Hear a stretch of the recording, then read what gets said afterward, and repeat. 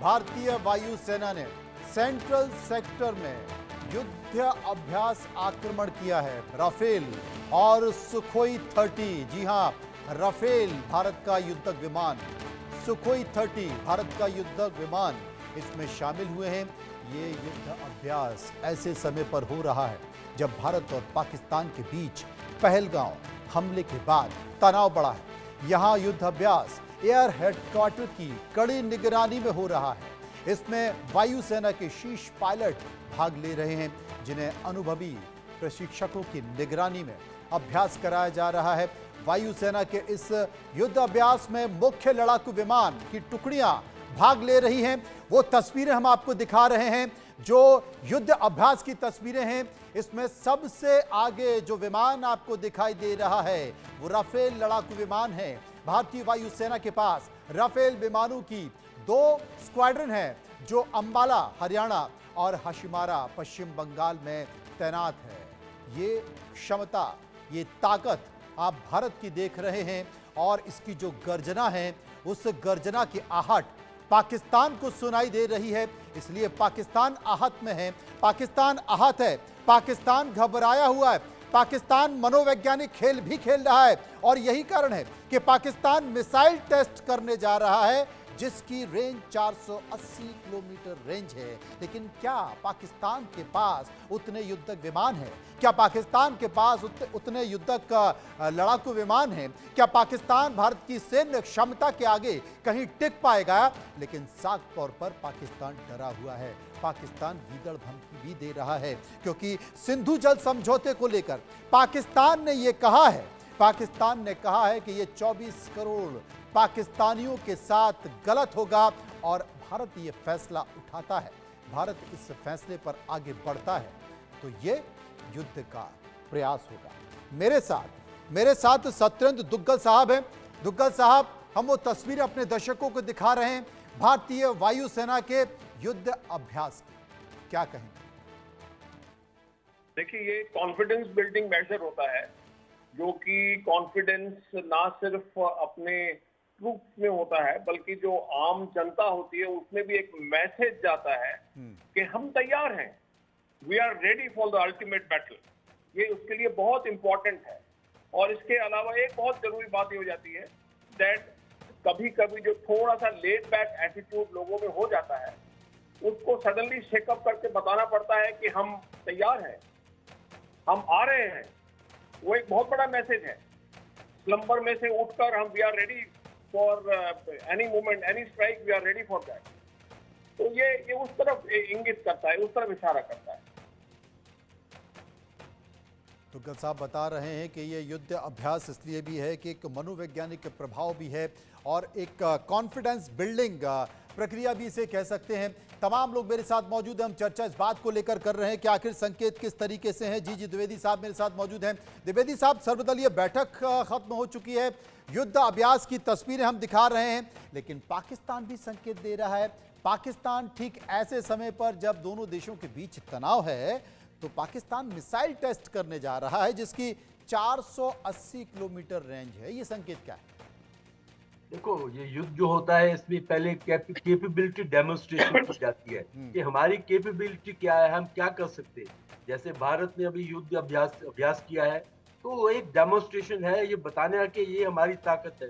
तो इसी प्रकार जो पाकिस्तान है वो भी अपनी ताकत को दर्शाएगा और ये जो मिसाइल टेस्ट कर रहा है ये भी पटाखे चलाएगा वो, क्योंकि युद्ध में तो इंफॉर्मेशन वॉरफेयर है, साइकोलॉजिकल वॉरफेयर है, ये सब चलते। और सबसे इम्पोर्टेंट जो चीज होती है युद्ध में मोराल अच्छा होना चाहिए। तो देश को मोराल बढ़ाने के लिए हम ये सारे डेमोन्स्ट्रेशन करते हैं और दुश्मन का मोराल डाउन करने की कोशिश करते हैं ताकि जब हम युद्ध में एक्चुअल आ जाए तो मोराल एक बहुत इंपॉर्टेंट फैक्टर होता है।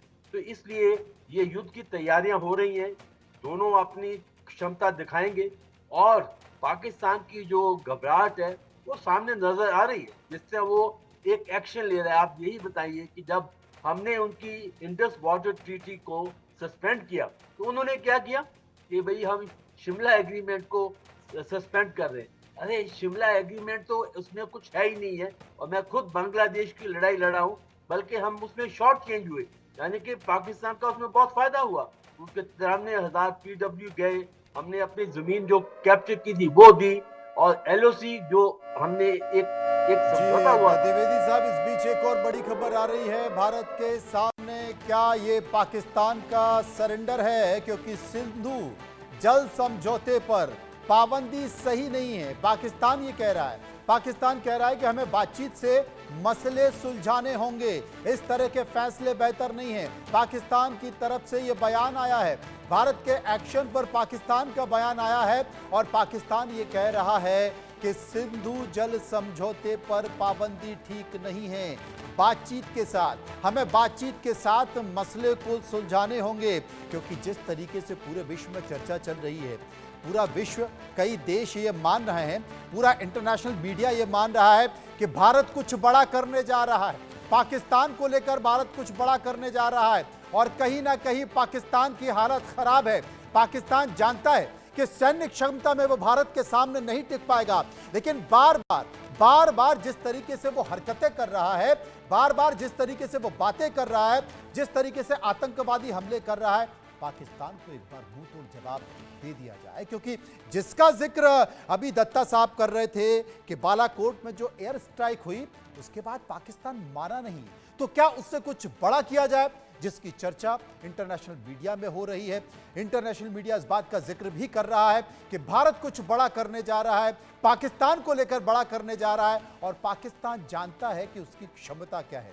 इसीलिए यह संकेत निकल कर आया है दत्ता साहब, पाकिस्तान कह रहा है कि ये मसले हमें बातचीत से सुलझाने चाहिए। क्योंकि पाकिस्तान का वैसे ही आर्थिक हालत बहुत खतरनाक है, और जिस तरह का परिस्थिति है, हाहाकार है वहाँ पे। गिलगित एक तरह से पाक कश्मीर, गिलगित बाल्टिस्तान पे बगावत है, वो लगभग पाकिस्तान के हाथ से निकल चुका है। खैबर पख्तूनख्वा कहीं ना कहीं पे पाकिस्तान के हाथ से निकल गया है। तालिबान ने गंद मचा के रखा है, अफगानी तालिबान ने। और उसके साथ साथ बलूचिस्तान पे सब जानते हैं कि बलूचिस्तान एक तरह से आजाद हो चुका है। पॉलिटिकल आजादी की घोषणा की खाली औपचारिकता बाकी है। मैं समझता हूं कि जिस हिसाब से पाकिस्तान ने लगातार भारत के विरोध में जघन्य अपराध किए, आज समय आ गया है कि गिलगित बल्तिस्तान, पाक कश्मीर को वापस लिया जाए। खैबर पख्तून पे जो लिबरेशन जो मूवमेंट चल रहा है, सीन पे जो लिबरेशन मूवमेंट चल रहा है, और बलूचिस्तान पे जो लिबरेशन मूवमेंट चल रहा है, उनको भारत सरेआम समर्थन दे, और अगर आवश्यकता हुई तो पाकिस्तान के 3-4 टुकड़े करने की जरूरत अगर पड़ती है तो टुकड़ा कर दिया जाए पाकिस्तान का, क्योंकि ये कहीं ना कहीं पे नासूर है ये देश, और ये हमेशा नासूरी ही रहेगा। पाकिस्तान का नीति है कि we will bleed India in 2000 का। मैं कहता हूं कि अगर उनका रणनीति और उनका सोच अगर ऐसा है कि भारत पे 1000 काट देके हमेशा रखवाएंगे, मैं कहता हूं कि आज समय है कि हम लोग 1 कोटि बिलियन कट्स देंगे पाकिस्तान को, और उसको अपनी भाषा के हिसाब से समझाएंगे।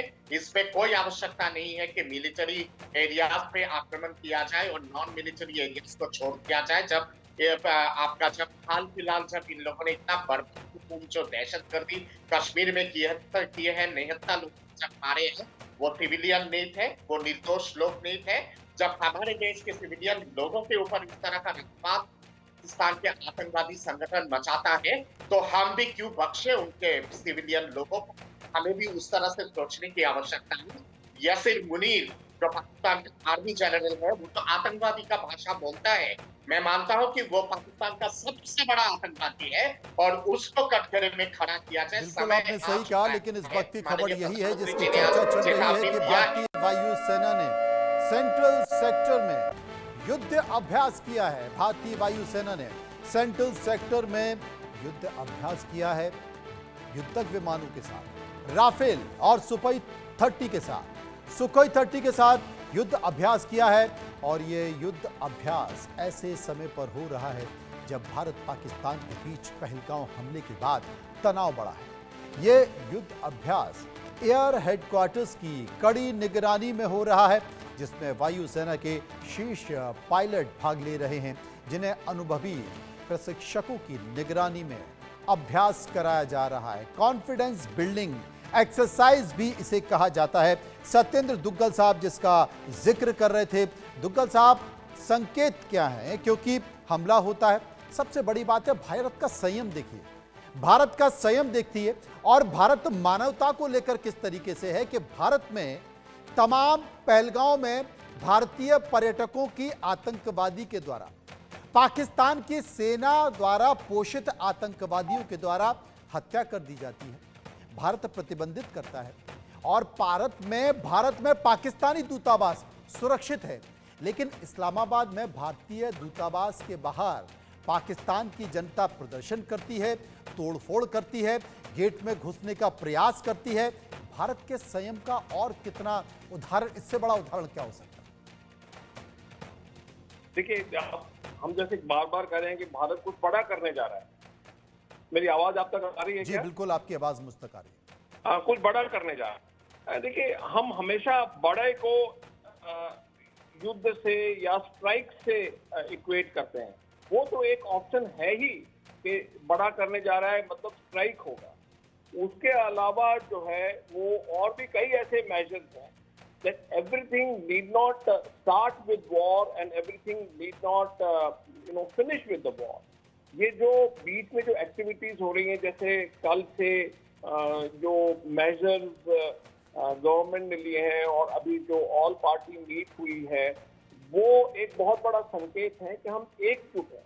तो ये भी एक बड़ा होने का संकेत है कि हम एकजुट हैं। आज से पहले आप पुराने जितने भी स्ट्राइक्स या इश्यूज उठा के देख लीजिए, ये शायद एक बहुत समय के बाद ऐसा मौका आया है कि सारी जो पार्टीज हैं वो एकजुट हुई, एक प्लेटफॉर्म पर आई, लगभग 48 घंटे में इकट्ठे हो गए, एक जॉइंट स्टेटमेंट टाइप का इशू हुआ। और ये भी एक बहुत बड़ी बात है, क्योंकि पाकिस्तान ये सोचता था कि शायद मैं ये करके और हिंदुस्तान की, भारत की जो पॉलिटिकल डिस्टेंसेशन है उसमें आपस में मैं फ्रेगमेंटेशन पैदा करूंगा। तो ये देश के नेतृत्व का एक बहुत बड़ा सक्सेस है कि वो with in a very short period of time सबको साथ में लेके आया। ये भी एक बहुत बड़ी बात है। युद्ध होगा या नहीं होगा वो तो है ही, वो तो अल्टीमेट है ही। क्या सिर्फ एयर स्ट्राइक होगा या वो लैंड से स्ट्राइक होगा या नेवी स्ट्राइक करेगी, क्योंकि उसका भी बहुत बड़ा रोल है नेवी का स्ट्रेटेजिक।